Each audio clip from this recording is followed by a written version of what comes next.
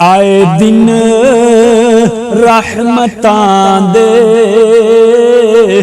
لائی فضلاں جڑی، آئے دن رحمتاں دے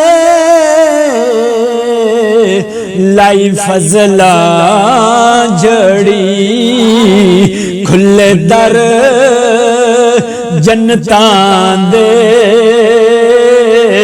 ٹولی حوراں دی کھڑی۔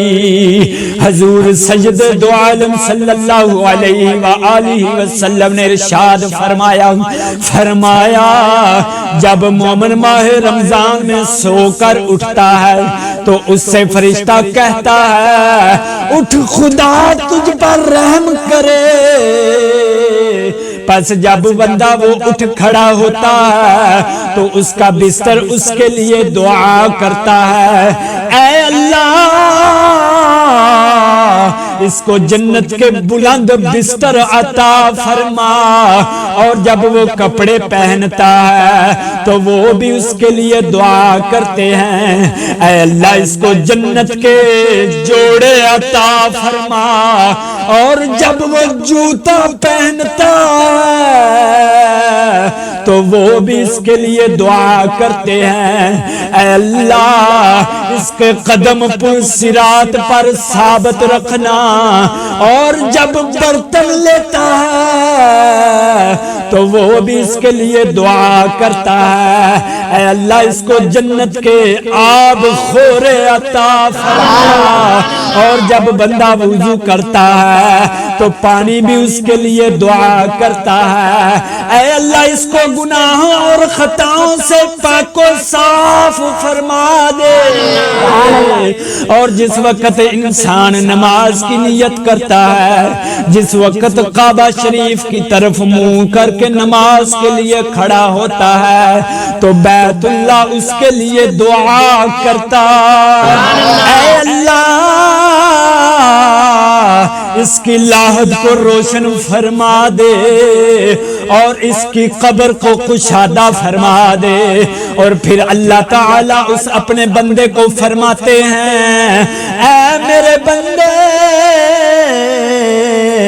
اب تیری طرف سے دعا ہے اور میری طرف سے قبولیت ہے، تیرا کام دعا کرنا ہے، میرا کام دعا کو قبول فرمانا۔